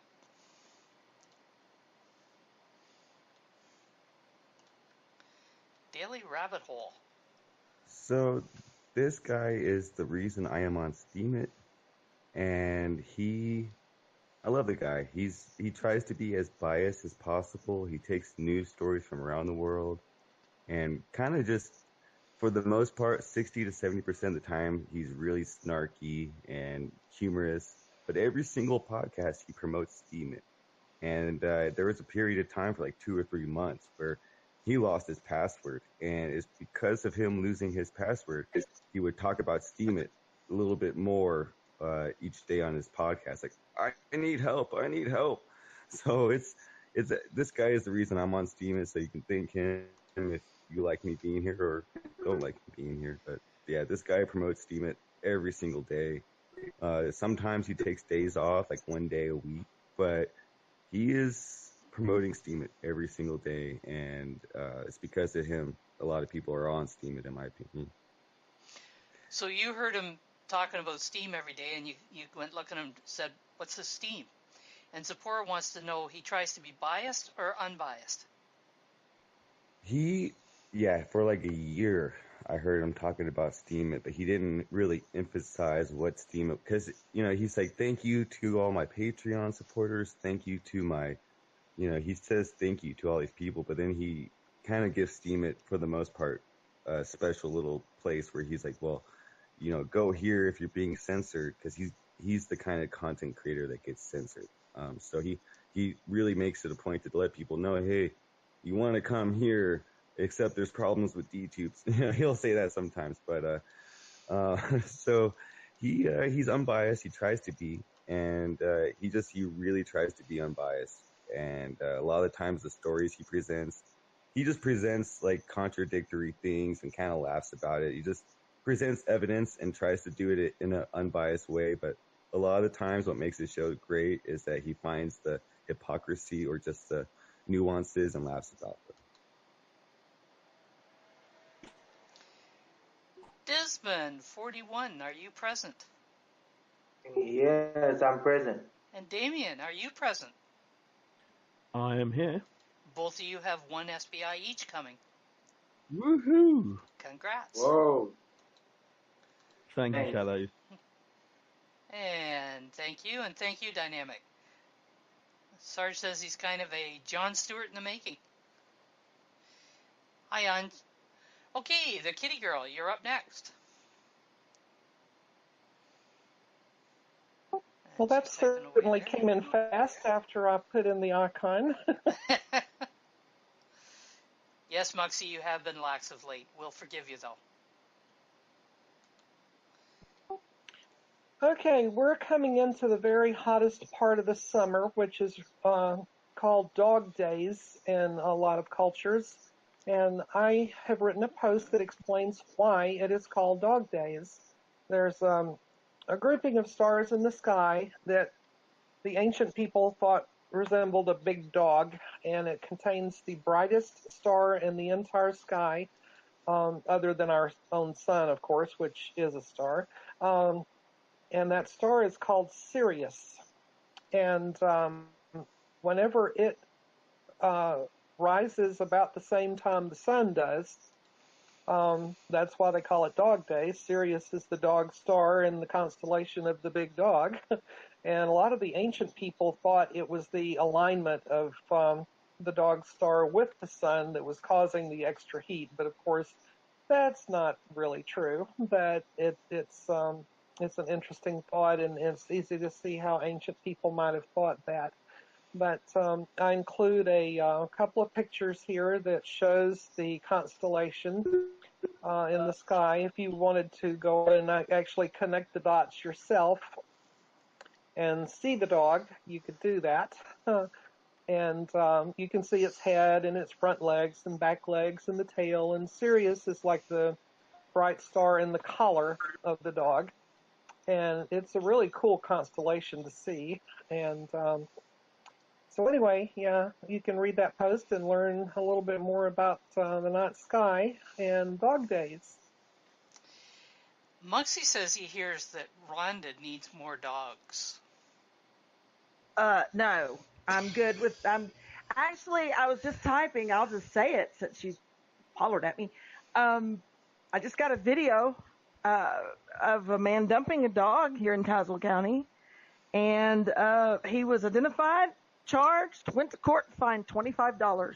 So you can guess what my next few posts are going to be about. Yep. Snook says that Rhonda, she thinks that you're going to have to change to gnomes soon. That's lower feed bill. Wait, yeah, only, they bark less. Only $25? Only $25. That's absurd. Well, yes, it is. And we are, oh gosh, are we recording? Yes. After the recording goes off, I will give you some more information about this situation that it does give us some hope. That is infuriating, though. Yeah, I want to hear more about that. Yeah, please hang around because there's some interest. There's an interesting thing about this. I just don't want to put it down on record, and you'll see why when I tell you. Understood. Devil, I noticed that when I put the notice in there about the emoji, that you added an emoji to it. Was that because you agreed with it or because you actually have something you'd like to post? Both, I guess. Okay. Generally, you just drop it in yourself, but I know that you're new, so that it's an easy mistake to make. So I will add you into the queue. Thank you, Kitty Girl. And Snook. Well, I did see a question from Dynamic Green. Sure. He asked, what is that planet star in the southeast that moves west? You're probably seeing Mars. There's actually 4 planets that can be seen at night. Venus is in the west right after the sun sets, and when it goes down, you should be able to easily see Jupiter, Saturn, and Mars making an arc across the sky. The one that is kind of reddish-orange color, that is Mars, and it is shining very, very brightly and beautifully. In fact, I really encourage everyone to go out and look for Mars. It is a beautiful sight in the sky. And you have to have a telescope to see the rings of Saturn, definitely. You cannot see that with the eye or even binoculars. You have to have a telescope. You are so special, Kitty Girl. You make us all fall in love with the stars even more every time you talk about them. Oh, thank you. So you can't eat enough carrots to be able to see it, eh? Kitty Girl's not touching that one. No, you can't eat enough carrots to see the rings without a telescope. Sorry. Gropo mentioned that in one of his comments, so I just thought I'd get that clarified. He thought maybe the ancient people ate enough carrots that they could see things. Well, actually, part of the reason that stargazing was so popular years ago, before the advent of electric lights, is people didn't have the internet and when it got dark, people could read a little bit by candlelight, but not so easily. So, they'd go outside and look at the sky, and looking at the sky actually told them when the seasons were passing, when it would be good times to plant and so forth and so on. They knew when the warmer weather was coming to stay by the stars and so forth and so on. GoPro's commented people don't look up as much with phones in their hand. No, they don't even look straight ahead, let alone up. Well, funny thing, if you go to the App Store, and I'm not sure about Apple's Apple Store, but I know for Androids there is an app that you can download called Google Night Sky, and you can actually turn that app onto night mode so that the stars show up as kind of a dim red color instead of the white, so that it doesn't mess up your night vision, and you can actually take your phone out and get star maps right there. It's really cool. Katie's commented, it's hard for some of us to imagine what the sky looked like for them because we're so accustomed to light pollution. Well, Katie, that's very true. If I step out my back door and manage not to activate the light sensor, I can imagine with no problem whatsoever because it's total darkness. Well, you're very fortunate to be in a location like that, absolutely. Well, some days that's true, and other times the light would be handy, although I have lights around that I can flip on. And there are actually a lot of communities, at least in the United States, if not the rest of the world, where people are recognizing light pollution as a problem, and they're putting hoods over the tops of the street lights so that they shine downward only and not up. And I think that's a really, really good thing. Yeah, that makes sense. Very nice. Thank you, kitty girl. And Snook.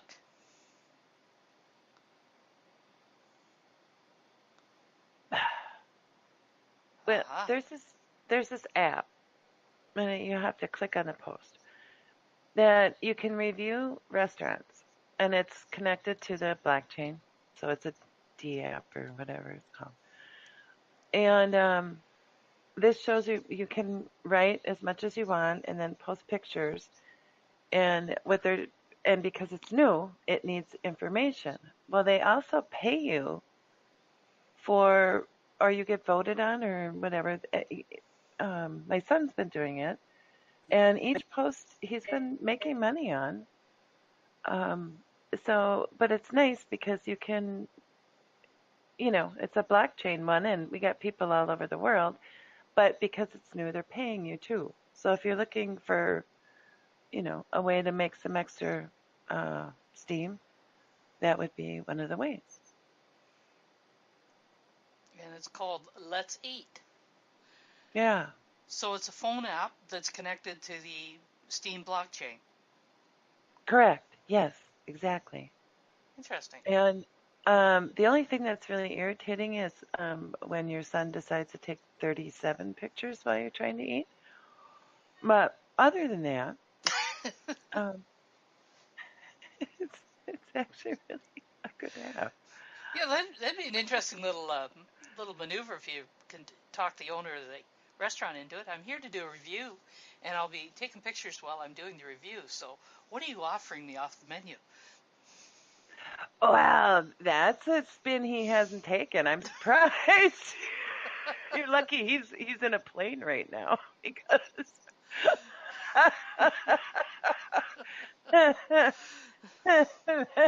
oh God, I'm gonna have to tell him about that one. Either that or we just told 10 other people and all the value will be gone out of it. Yeah. But he's been having him and his wife have been having a lot of fun with it. I don't know. I honestly don't know. He has a Android phone. So, but I would think with all the people with I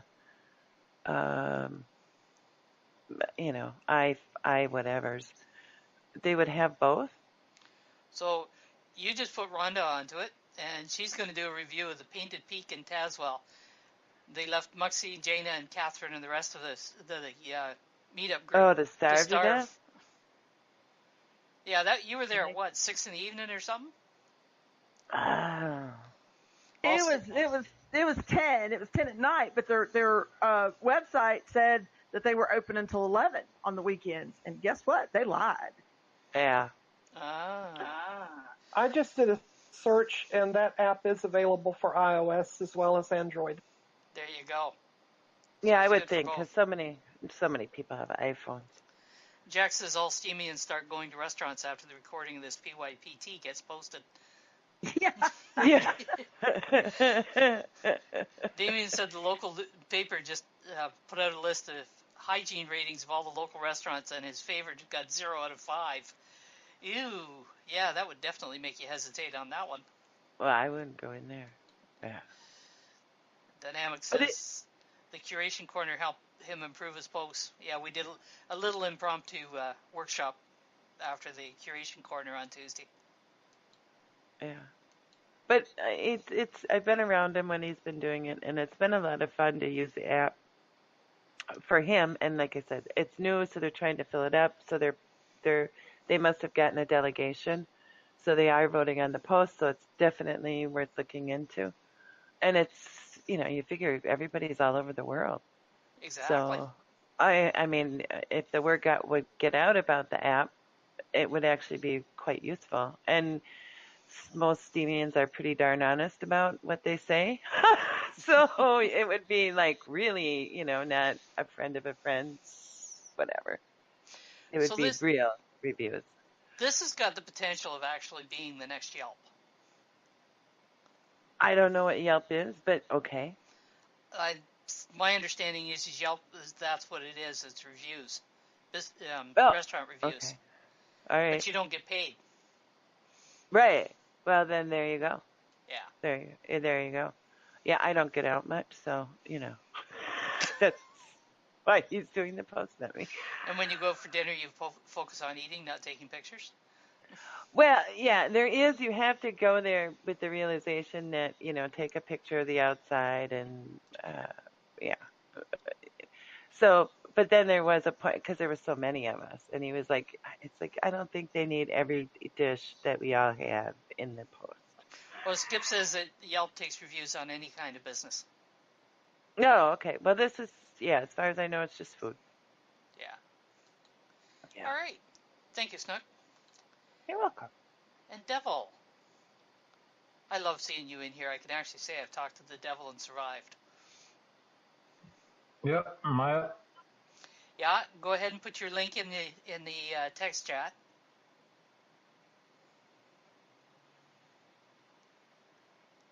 And just copy paste into there. There we go. And tell us what your post is about. So it's about zombies, but more specifically about zombies and their sort of how they've evolved through history, how I feel like that they place into sort of elementary philosophy and human psyche, sociology, sort of track the trend between the 20th and 21st century of how the zombie is handled. And then talk about my painting that you see there. And I'm not going to get too deep into it because it gets kind of thick, but if you want to read, it got a Curie, so they liked it, so you might like it. But as far as at the end of it, there's a link to my cartoon contest, which I talked about on Tuesday, so I'm going to link that too real quick. So your painting is basically the zombie Last Supper? Yep. Interesting take. Yeah, it's yeah, you'll have to read it to really get the connection. My brain works a lot better when I'm writing and looking at things visually, and then I try to talk about them, and I wouldn't make a whole lot of sense right now if I tried to make the connection, but it's there, hopefully. I don't know, you can let me know in the comments. If I did a bad job making the connection, you can let me know. But at the very least, it's an interesting painting, right? But my cartoon contest, a little bit, I don't know if I talked about the reasons why that I'm kind of doing it on Tuesday, and it's because I have a brain injury and PTSD after getting out of the military, and artwork has really done a big part as far as my recovery process and sort of rebuilding and restructuring my brain and, helping me put that best foot forward and start to climb back up, etc. But the thing is, it works for everybody. It does the same with building new neural pathways in your brain for everyone who tries art. So I don't believe that there's anyone who can really say that they're not an artist. There's just people who haven't tried yet. So anyways, I sponsor a $9 Steam prize pool right now, and there's 3 different categories, and we've already had 1 or 2 people win who were first-time artists.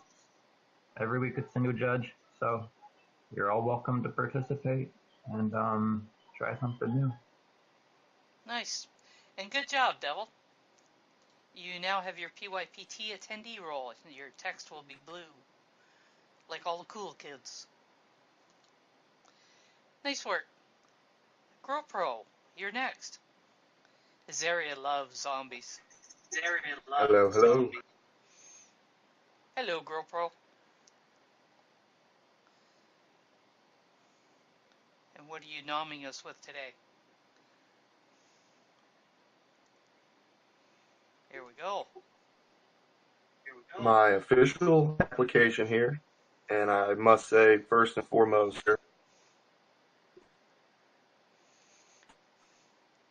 Oh, we lost you.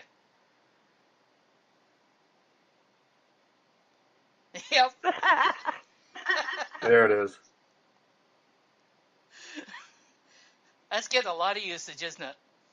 It really is. I love the tape though on it.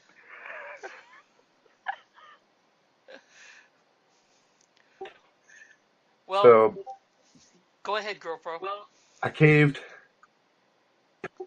I ended up doing this application after searchment and many threats in my Discord DM. What? Were you making threats, I Snook? had about Or was Jack? 3 or 4 people were threatening me immediately. So this was the only post that I've ever done where I didn't back it up first. As soon as I hit the button, the post disappeared, and then Jack saved the day. Yes, join the alliance or else.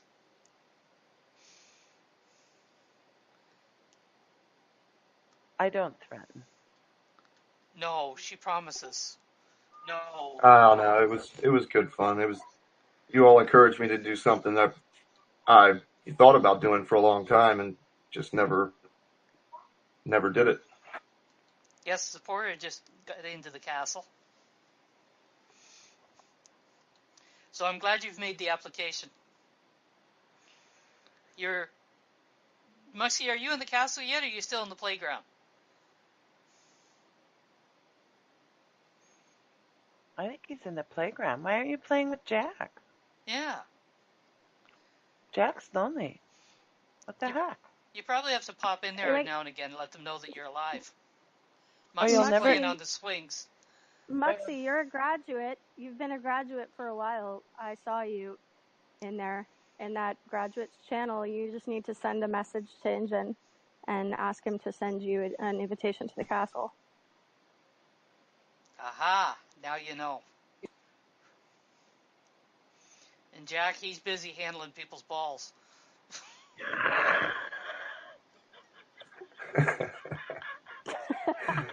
We've had way too much fun with that. Juggling, rolling them around in his nimble fingers. Yes. Rhonda says, oh my god. And Muxie's glad he sold his balls.